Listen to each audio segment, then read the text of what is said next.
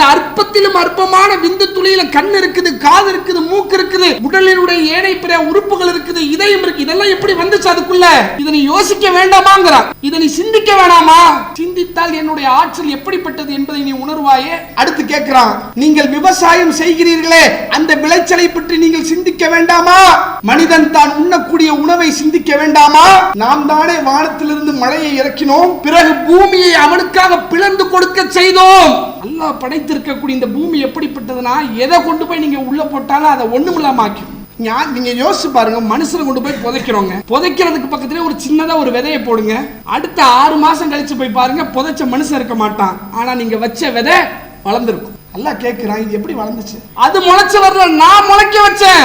நீ எப்படி இதெல்லாம் மறக்க முடியுது? இதனுடைய சிந்தனை உனக்கு ஏன் வரமாட்டேங்குது? இதை நீ யோசிக்க வேணாமா என்று அல்லாஹ் ரப்புல் ஆலமீன் நீங்கள் சாப்பிடக்கூடிய உணவை சிந்திக்க வேண்டாமா என்று கேட்கிறார். அஸ்ஸலாமு அலைக்கும் வரஹ்மத்துல்லாஹி வபரகாத்துஹு. கண்ணியத்திற்குரியவர்களே, இன்றைக்கு நாம் வாழ்ந்து கொண்டிருக்கக்கூடிய இந்த உலகத்தில் பல்வேறு விதமான மாற்றங்களையும் பலதரப்பட்ட வளர்ச்சியையும் இந்த மனித சமூகம் கண்டு கொண்டிருக்கிறது. இன்றைக்கு மனிதன் அனுபவித்துக் கொண்டிருக்கக்கூடிய அத்தனை முன்னேற்றங்களுக்கும் மிக அடிப்படையான முதன்மையான காரணமாக மனிதனுடைய சிந்தனை தான் இருக்கிறது. கடந்த நூற்றாண்டிலே வாழ்ந்த மக்கள் எந்தெந்த சிரமங்களை எல்லாம் சந்தித்தார்களோ, எந்தெந்த கஷ்டங்களை எல்லாம் அனுபவித்தார்களோ, அதுவெல்லாம் ஒரு கஷ்டமே கிடையாது என்று சொல்லக்கூடிய அளவுக்கு இந்த நூற்றாண்டில் வாழக்கூடிய மக்கள் வளர்ச்சியை அடைந்திருக்கிறார்கள். உதாரணத்துக்கு நம்ம சொல்வதாக இருந்தால், நீங்க கடந்த நூற்றாண்டில் வாழ்ந்த மக்களிடத்தில் அல்லது அந்த மக்களுடைய சூழ்நிலையை படிக்கக்கூடிய நேரத்தில் கடுமையான உணவு பற்றாக்குறைக்கு அந்த மக்கள் ஆட்படுத்தப்பட்டிருக்கிறார்கள். தமிழகத்தில் கூட கடந்த கால வரலாறுகளை நீங்க எடுத்து பார்த்தீங்கன்னு சொன்னா உணவு பஞ்சம் எல்லாம் தலைவிரித்து ஆடி இருக்கிறது.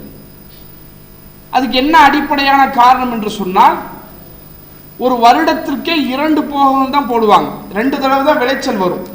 ஒரு 6 மாசம் ஒரு விளைச்சல், அதற்கு பிறகு இன்னொரு 6 மாசம் இன்னொரு விளைச்சல். அப்ப அந்த மாதிரியான ஒரு சூழ்நிலையிலே மக்கள் தொகையினுடைய பெருக்கம் என்பது அந்த உணவுப் பொருளை சீராக கொண்டு போய் எல்லோருக்கும் சேர்க்க முடியல, விளைச்சல் இல்லாதனால. ஆனா இன்னைக்கு நிலைமை என்ன? ஒரு வருடத்திற்கு 4 போகங்கள் போடுற அளவுக்கு 3 மாசம் தான் ஒரு பயிரினுடைய வளர்ச்சி. 3 மாதத்தில் என்ன செய்யுது? அது வளர்ந்து தானியமாக அரிசியாக மாறி கடைக்கு வந்துடுது. அப்ப கடந்த நூற்றாண்டில வாழ்ந்த மக்களுடைய சிரமம் எல்லாம் இந்த நூற்றாண்டிலே இல்லவே இல்லை என்கிற அளவிற்கு ஒரு வளர்ச்சி, ஒரு மாற்றம் ஏற்படத்தான் செய்கிறது. இது உதாரணத்துக்கு ஒரு விஷயமாக நம்ம சொல்கிறோம். ஆனால் சிந்தித்து பார்த்தால் 1000 அல்ல லட்சக்கணக்கான மாற்றங்களை, லட்சக்கணக்கான முன்னேற்றங்களை நம்மால் அடுக்கிக் கொண்டே போக முடியும். இப்படிப்பட்ட முன்னேற்றத்திற்கு எதுக்கு அடிப்படை காரணம் என்றால், மனிதனுடைய அந்த சிந்தனை. ஒரு பிரச்சனையை பார்க்கிறான், ஒரு சிக்கலை பார்க்கிறான், ஒரு நெருக்கடியான சூழலை பார்க்கிறான். இந்த சூழலில் இருந்து நாம் தப்பிப்பதற்கு, இந்த சிக்கலில் இருந்து விடுபடுவதற்கு என்ன வழி என்று யோசிக்கிறான். தீர்வை தேடி மனிதன் சென்று விடுகிறான். இது பிரச்சனைக்கு மட்டுமல்லங்க, இன்றைக்கு நாம் அனுபவிக்கக்கூடிய பல்வேறு விதமான கண்டுபிடிப்புகளுக்கு பின்னாலும் இதே சிந்தனை தான் இருக்கிறது. ஒரு பறவையை பார்க்கிறான், அழகா என்ன செய்து வானத்தில் சிறகை விரித்து அந்த பறவை பறக்குது. நினைச்ச இடத்துல ஏறுது, நினைச்ச இடத்துல இறங்குது. பறவைக்கு சிறகுகள் இருப்பதை போல எனக்கும் 2 கைகள் இருக்கிறதே, பறவையால் பறக்க முடிகிறது, என்னால் ஏன் பறக்க முடியவில்லை என்று மனிதன் யோசிக்க ஆரம்பிக்கிறான். அந்த யோசனையினுடைய பலதரப்பட்ட பரிணாம வளர்ச்சியாக என்னால பறக்க முடியாது, ஆனா பறக்கக்கூடிய ஒரு கருவி என்னால கண்டுபிடிக்க முடியும் என்று பிளைட்டை கண்டுபிடிக்கிறான். வேகமாக ஓடக்கூடிய குதிரையை பார்க்கிறான். மற்ற உயிரினங்களுக்கும் குதிரைக்கும் ஒரு பெரிய ஒரு வித்தியாசம் இருக்குது ஓட்டத்துல. மற்ற உயிரினங்கள் வேகமா ஓடும், என்ன ஆகும் சொன்னா, அந்த உயிரினங்கள் வேகமாக ஓடும்போது ஒரு கட்டத்தில் அது மூச்சு இழைக்க ஆரம்பிக்கும். ஆரம்பத்தில் இருக்கிற வேகம் அந்த மூச்சு இழப்பு வந்துச்சுன்னு வைங்க, அப்படியே வேகம் கொஞ்சம் கொஞ்சமா குறைய ஆரம்பிக்கும். ஆனா குதிரையை பொறுத்தவரையிலும் அதற்கு எவ்வளவு மூச்சு இறைக்குதோ அவ்வளவு வேகமா ஓடும். மூச்சு இறக்க தான் குதிரை வேகமா ஓடும். அப்ப இந்த குதிரையினுடைய வேகத்தை வச்சு உன்னை கண்டுபிடிக்கிறான், ஹார்ஸ் பவர் ஹெச்பி. அதை வைத்து இன்ஜினை கண்டுபிடிக்கிறான். ஒவ்வொரு காரினுடைய உயர்தர வாகனங்களுடைய இன்ஜினை நீங்க பாத்தீங்கன்னா ஹெச்பின்னு போட்டிருக்கும். அப்படின்னா என்ன? Horse power. இது 10,000 ஹெச்பி, இது 20,000 ஹெச்பி. அப்ப குதிரையினுடைய ஓட்டத்தை வைத்து, அந்த வேகத்தை வைத்து, இதை வச்சு நான் என்ன கண்டுபிடிக்க முடியும் என்று யோசிச்சு இன்ஜினை கண்டுபிடிக்கிறான். அதன் மூலம் பல வாகனங்களை கண்டுபிடிக்கிறான். சரி, உலகத்தில் இருக்கக்கூடிய 800 கோடி பேர் இப்படிதான் யோசிக்கிறானா? இருக்கிற அவ்வளவு பேர் யோசிச்சு யோசிச்சு எதையாவது உன்னை கண்டுபிடிச்சுக்கிட்டேவா இருக்கிறாங்க என்று கேட்டால் அப்படி எல்லோரும் கிடையாது. உங்களை போன்று என்னை போன்று சாமானிய மனிதர்களாக நம்ம இருந்தாலும் நாமளும் நம்ம லெவல்ல யோசிக்கத்தான் செய்யணும், சிந்திக்கத்தான் செய்யணும். பெரிய பெரிய மாற்றங்களை ஏற்படுத்தக்கூடிய, பெரிய பெரிய அணுகுண்டு ராக்கெட் அனுப்பக்கூடிய அளவுக்கு நம்ம சிந்திக்காவிட்டாலும் குறைந்த அளவு நம்முடைய குடும்பத்தை பத்தியாவது யோசிக்கத்தானே செய்யறோம். குடும்பத்தினுடைய பொருளாதார நிலையை பத்தி யோசிக்கத்தானே செய்யறோம். குழந்தைகளுடைய படிப்பை பத்தி சிந்திக்கத்தானே செய்யறோம். வியாபாரத்தை பத்தி யோசிக்கிறோம்ல. அப்ப நம்முடைய லெவலுக்கு ஏற்ற மாதிரி நாமளும் என்னதான் செய்யறோம்? சிந்திக்கதான் செய்யறோம். இப்ப கேள்வி என்ன?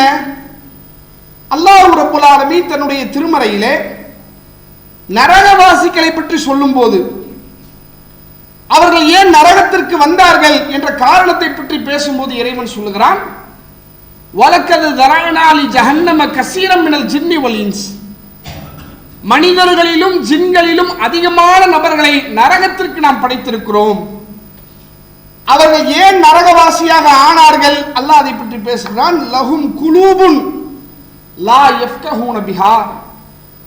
அவர்களுக்கு உள்ளங்கள் இருந்தது, அதை கொண்டு அவர்கள் சிந்திக்கவில்லை, உணர்வு பெறவில்லை, படிப்பினை பெறவில்லை. அப்படின்னா சிந்திக்கலங்கிறான். இப்ப இவ்வளவு நேரம் என்ன பார்த்தோங்க? மனிதன் சிந்தித்ததால் தான் இவ்வளவு வளர்ச்சி வந்துச்சு என்று பார்த்தாச்சு. மனிதன் சிந்தித்துக் கொண்டேதான் இருக்கிறான். சிந்தனை இல்லாத மனிதர்கள் இல்லை. அப்ப எல்லாம் பார்த்துட்டு அல்லாஹ் குர்ஆன்ல என்ன சொல்றான்? இவன் நரகத்துக்கு வந்ததுக்கு என்ன காரணம் தெரியுமா? இவன் சிந்திக்காததான் காரணம் என்று அல்லாஹ் சொல்கிறான். இன்னொரு வசனத்துல நரகத்தில் விழுந்த நரகவாசிகள் சொல்லுவார்கள். இது அல்லாஹ் சொல்லக்கூடிய ஸ்டேட்மெண்ட். இவன் சிந்திக்காதனால தான் நரகவாசி ஆனான்னு அல்லாஹ் ஒரு காரணத்தை சொல்றான். நரகத்துக்குள்ள போயிட்டால நரகவாசி அவன் சொல்லுவானா, காலு லவ் குன்னா நஸ்மஉ அவ் நாக்கிலு மா குன்னா ஃபி அஸ்ஹாபி ஸஈர். கொஞ்சமேனும் செவி கொடுத்து கேட்டிருந்தாலோ அல்லது கொஞ்சமேனும் நாங்கள் சிந்தித்திருந்தாலோ நாங்கள் நரகவாசியாக ஆகியிருக்க மாட்டோமே என்று நரகவாசிகள் தான் நரகத்திற்கு வந்ததற்கான காரணமாக இதை சொல்லுவான் என்று அல்லாஹ் ரப்பல் ஆலமீன் தன்னுடைய திருமறையிலே சொல்லி காட்டுகிறான். இது என்ன ரெண்டு முரண்படுற மாதிரி தெரியுது இல்ல? மனிதன் சிந்திச்சுக்கிட்டே இருக்கிறான், மனிதன் யோசித்துக் கொண்டே இருக்கிறான், பற்பல கண்டுபிடிப்புகளை கண்டுபிடித்துக் கொண்டுதான் இருக்கிறான். கண்ணு முன்னாடி பார்க்கிறோம். 10 வருஷத்துக்கு முன்னாடி இருந்த மாதிரி சென்னை இப்ப இல்லை, இப்ப இருக்கிற மாதிரி ஒரு 30 வருஷம் கழிச்சு இருக்க போறதுல மாறிக்கிட்டே இருக்குது. அப்ப நிறைய மாற்றத்தை பார்க்கிறோம். மனிதன் யோசிக்கிறான், புதுசு புதுசா கண்டுபிடிச்சுக்கிட்டே இருக்கிறான். இது ஒரு பக்கம் நடக்குது. ஆனா அல்லாஹ் குர்ஆன்ல சொல்றான், மனிதன் சிந்திக்கவில்லை, அவன் சிந்திக்காதனுடைய விளைவாகத்தான் நரகத்திற்கு வருகிறான் என்று அல்லாஹ் சொல்லி காட்டுகிறான். என்றால் ரெண்டும் முரண் மாறி தெரியுதே. மனிதன் சிந்திக்கத்தானே செய்கிறான், ஏன் அல்லாஹ் சிந்திக்கலன்னு சொல்றான் என்கிற ஒரு கேள்வி நமக்கு முன்னே வருகிறது. இதுல கவனிக்க வேண்டிய, நாம் படிப்பினை பெற வேண்டிய, இந்த தலைப்பில் கீழே நாம் உணர வேண்டிய மிக முக்கியமான ஒரு விஷயம் என்னவென்றால், மனிதன் சிந்திக்கக்கூடியவன் தான், மனிதன் சிந்தித்துக் கொண்டுதான் இருக்கிறான் என்பதில் எந்த விதமான மாற்று கருத்தும் கிடையாது. ஆனால் அந்த சிந்தனையின் மூலமாக என்ன ரிசல்ட் அவன் பெற வேண்டுமோ அந்த ரிசல்ட் மனிதன் பெறல.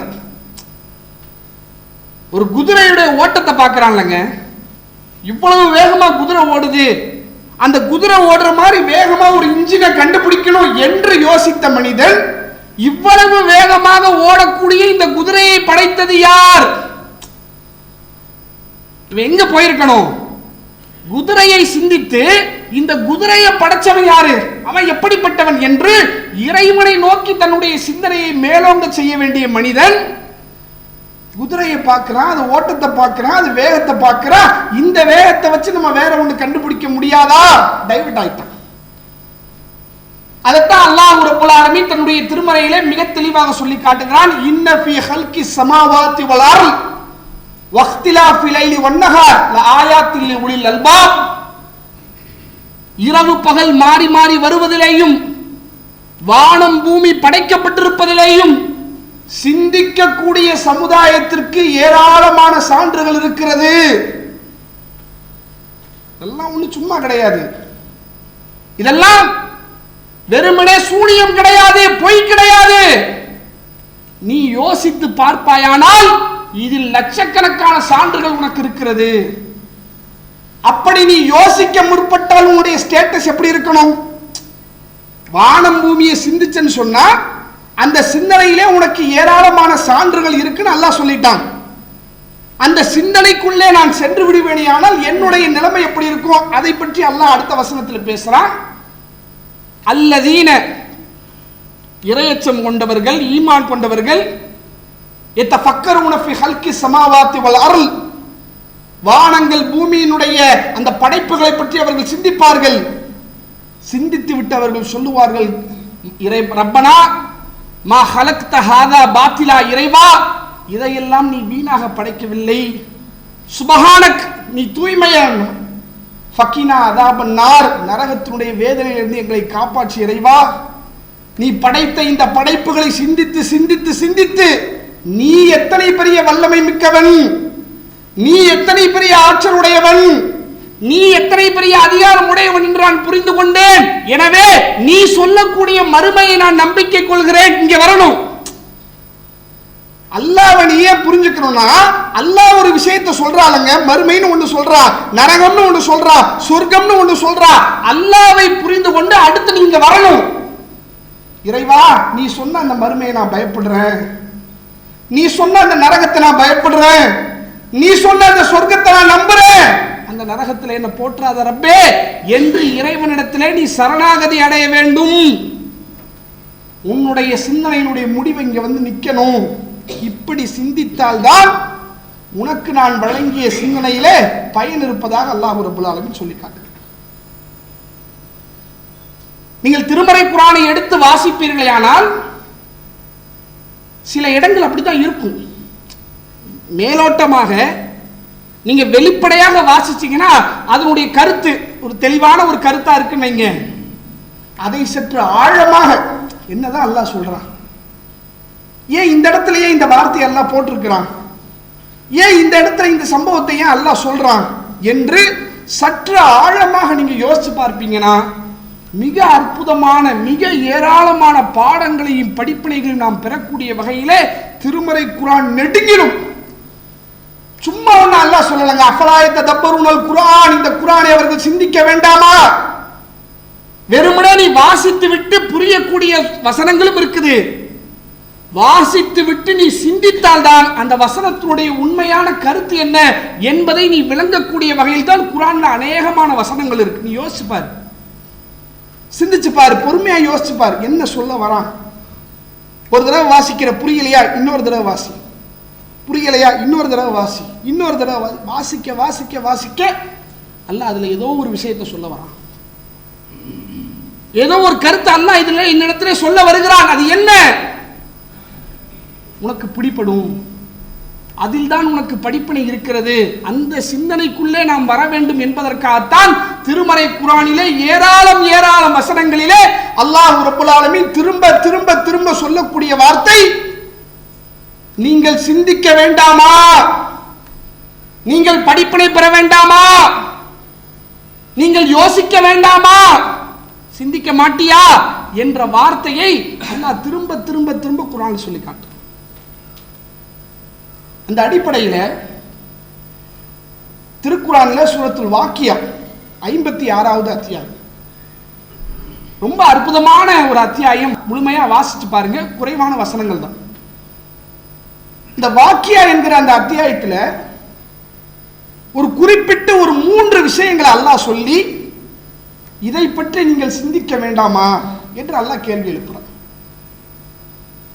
அதுல முதல் விஷயமாக அல்லாஹ் கேட்கிறான், அஃபராய்தும் மா தும்னூன், நீங்கள் கருவறைகளிலே செலுத்தக்கூடிய விந்தை பற்றி, இந்திரியத்தை பற்றி நீங்கள் சிந்திக்க வேண்டாமா?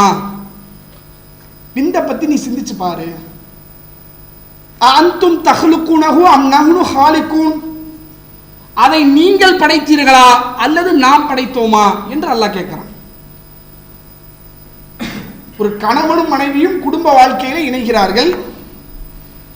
ஒரு 10 மாசம் கழிச்சு மனைவி குழந்தையை பெற்றெடுக்கிறார். வயிற்றுக்குள்ளே விந்தாக சென்ற பொருள் 10 மாதம் கழித்து ஒரு குழந்தையாக, ஒரு உருவமாக, ஒரு உயிரோடு சேர்ந்த ஒரு சதை பிண்டமாக வெளியே வருகிறது. இது எப்படி வந்துச்சு? கருவறையை பத்தி அல்லாஹ் தனியா குர்ஆன்ல நிறைய இடங்கள்ல பேசுறாங்க. கருவறைனா என்ன, கருவறைக்குள்ள என்ன நடக்குது, அது எப்படி சுருங்குது, அது எப்படி விரியுது, இதை பத்தி எல்லாம் அல்லாஹ் பல இடங்கள்ல பேசுறான். இங்க கருவறையை பத்தி அல்லாஹ் பேசல. நல்லா கவனிங்க, விந்த பத்தி மட்டும் அல்லாஹ் பேசுறான். விந்த பத்தி நீ யோசி, அதுல உனக்கு பெரிய ஆச்சரியம் இருக்கிறது என்று அல்லாஹ் சொல்றான். சுப்ஹானல்லாஹ், நீங்க தேடி பாருங்க, ஆச்சரியத்தினுடைய உச்சிக்கு போயிருவீங்க. ஒரு கருவறையை நோக்கி, இந்த கர்ப்பப்பையை நோக்கி குடும்ப வாழ்க்கைக்கு பிறகு எவ்வளவு விந்து தெரியுமா போகுது? ஏறத்தாழ 30 கோடி விந்தணுக்கள் செல்லுகிறதாம். 30 கோடி. இந்த 30 கோடி விந்தணுவுல தாயினுடைய கர்ப்பப்பைக்குள்ளே இருக்கக்கூடிய சினை முட்டையோடு சேரக்கூடிய விந்து ஒன்னே ஒண்ணுதான். 30 கோடி மில்லியன், 30 கோடி உயிரணுக்கள் வெளியே வந்து அந்த தாயினுடைய கர்ப்பப்பையில இருக்கக்கூடிய சினை முட்டையோடு சேர்றது ஒன்னே ஒண்ணுதான். இந்த லெவல் எல்லாம் என்ன பண்ணி இருக்கிறான்? அந்த விந்து துளியை ஏற்படுத்தி வச்சிருக்கிறான். சரி, அந்த விந்து துளியினுடைய சைஸ் என்ன, அதனுடைய அளவு என்ன, அதை எப்படி நம்ம புரிஞ்சுக்கிறது? பொதுவாக உலகத்துல ஒவ்வொரு பொருளையும் அளப்பதற்கு சில அளவு இருக்குல்ல. இப்ப தண்ணி இருக்குன்னு வைங்களேன், லிக்விடா இருக்குது, அதை அளக்கிறதுக்கு லிட்டர் ஃபார்ம் இருக்கு. லிட்டர்ல 1 லிட்டரு 2 லிட்டரு என்று லிட்டர் கணக்கில் அளவெடுப்பாங்க.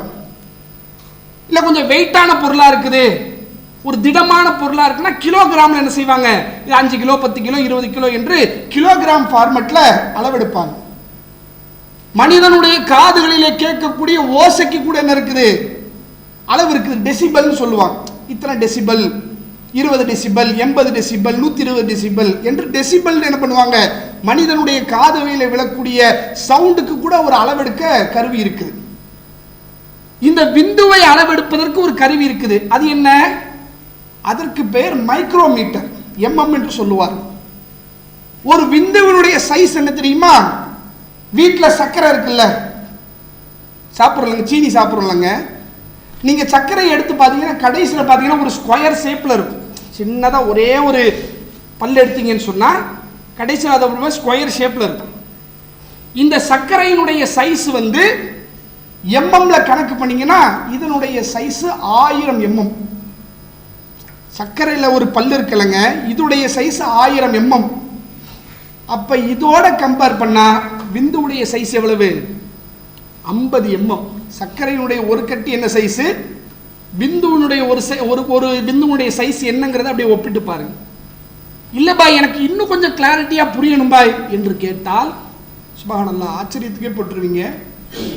இந்த நோட்டீஸ் போர்டில் வந்து பின்னு வைப்பாங்க தெரியுமா? பேப்பர் குத்தும் போது ஒரு கொண்ட ஊசி மாதிரி ஒன்று வந்து குத்துவாங்க. இந்த கொண்ட ஊசி எப்படி இருக்குன்னா மேலே பார்த்தீங்கன்னா கொஞ்சம் ஃப்ளாட்டாக இருக்கும், கீழே ஷார்ப்பாக இருக்கும், ஆணி மாதிரி தான், ஆனால் கொஞ்சம் சின்னதாக இருக்கும். இந்த கொண்ட ஊசியினுடைய தலையில ஆயிரக்கணக்கான விந்துக்களை நிற்க வைக்க முடியும் என்கிறார்கள். இந்த சைஸ்ல ஆயிரக்கணக்கான விந்து துளியை நிற்க வைக்க முடியும் அப்படின்னா அது எவ்வளவு அற்பமானது. இதுல பாயிண்ட் என்னன்னா, இவ்வளவு அற்பமான ஒன்னிலிருந்து அல்லாஹ் ரிசல்ட் எப்படி கொடுக்குறான்? ஒரு 3 கிலோ குழந்தை வெளியே வருது. இது எப்படி வந்துச்சு? இதை யார் உருவாக்குனா? அற்பத்திலும் அற்பம், கண்ணுக்கே தெரியாத ஒன்றை வைத்து இவ்வளவு பெரிய பொருளை உருவாக்கி நான் வெளியே கொண்டு வரேனே, இதை யோசிக்க வேண்டிய இது எப்படிப்பா நடந்துச்சு? இதுக்கு பின்னாடி யார் இருக்கா?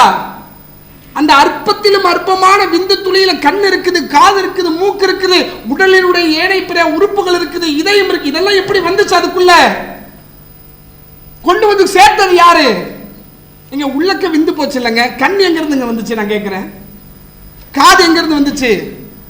உள்ளுக்குள்ள பேர் பார்ட்ஸ் இருக்குது, இதயம் இருக்குது, கல்லில் இருக்குது, குடல் இருக்குது, இதெல்லாம் எங்க இருந்து வந்துச்சு? அந்த அற்பத்திலும் அற்பமான உயிரில இருந்து இவ்வளவு பெரிய படைப்பு அல்லாஹ் வெளியெடுக்கிறானா? சுப்ஹானல்லாஹ், எவ்வளவு பெரிய ஆற்றல் உடையவங்க. இதை நீ யோசிக்க வேண்டாமாங்கிறான். இதை நீ சிந்திக்க வேணாமா?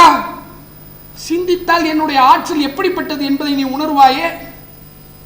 அடுத்து கேட்கிறான், அஃபரைத்துமா தஹ்ருசூன், நீங்கள் விவசாயம் செய்கிறீர்களே அந்த விளைச்சலை பற்றி நீங்கள் சிந்திக்க வேண்டாமா? அன்தும் தஸ்ரூனஹு அம் நஹ்னு ஸாரிஊன், நீங்கள் விதைக்கக்கூடிய விதையிலிருந்து விளைச்சல்கள் வருகிறதே அதை நீங்கள் உற்பத்தி செய்கிறீர்களா அல்லது நான் உற்பத்தி செய்கிறேனா? லவ் நஷாஉ லஜஅல்னாஹு ஹுதாமா, நான் நினைத்திருந்தால் அதை சருகுகளாக ஆக்கியிருப்பேன். நீங்க பயப்பட வேண்டாமா என்று அல்லாஹ் கேட்கிறான். நீ விதைக்கிறப்பா விதை, இந்த விதை எப்படி வருது? தட்டில் சோறை போடுற, சாம்பார் ஊத்துற, காய்கறி வைக்கிற, இறைச்சிகளை வைக்கிற, நீ சாப்பிடக்கூடிய உணவை சிந்திக்க வேண்டாம். சுப்ஹானல்லாஹ், குர்ஆன்ல இப்படி அல்லாஹ் கேட்கிறாங்க, ஃபல் யன்லுரில் இன்சானு இலா துஆமி, மனிதன் தன்னுடைய உணவை உற்று நோக்க வேண்டாமா? அன்னா சபபனல் மா சப்பா சும்ம ஷக்கக்னல் அர்ல ஷக்கா ஃபஅம்பத்னா ஃபீஹா ஹப்பா وعنبا وقلبا وزيتونا ونخلا وحدائق غلبا وفاكهة وعبا متاعا لكم ولأنعامكم. மனிதன் தான் உண்ணக்கூடிய உணவை சிந்திக்க வேண்டாமா? நாம் தானே வானத்திலிருந்து மழையை இறக்கினோம், பிறகு பூமியை அவனுக்காக பிளந்து கொடுக்க செய்தோம். அல்லாஹ் படைத்திருக்கக்கூடிய இந்த பூமி எப்படிப்பட்டதுன்னா, எதை கொண்டு போய் நீங்க உள்ள போட்டாலும் அதை ஒண்ணுமில்லாம ஆக்கும். இரும்ப கொண்டு போய் போடுங்க, ஒண்ணுமில்லாம ஆயிடும். மனுஷனை கொண்டு போய் போடுங்க, ஒண்ணுமில்லாம ஆயிரும். நீங்க யோசிச்சு பாருங்க, மனுஷனை கொண்டு போய் புதைக்கிறோங்க, புதைக்கிறதுக்கு பக்கத்துல ஒரு சின்னதா ஒரு விதையை போடுங்க, அடுத்த 6 மாசம் கழிச்சு போய் பாருங்க, புதைச்ச மனுஷன் இருக்க மாட்டான், ஆனா நீங்க வச்ச விதை வளர்ந்துருக்கும். அல்லாஹ் கேட்கிறான், இது எப்படி வளர்ந்துச்சு? இவ்வளவு பெரிய மனுஷன் ஒண்ணுமில்லாம ஆயிட்டான், இத்தனைக்காண்டு விதை அந்த மண்ணில இருந்து அது எப்படி முளைச்சு வந்துச்சு? அது முளைச்சு வரல, நான் முளைக்க வச்சேன். வெறுமனே அதை மட்டுமல்ல, நீங்கள் உண்ணக்கூடிய ஏராளமான கனி வர்க்கங்களை நான் ஏற்படுத்தி தந்திருக்கிறேன்.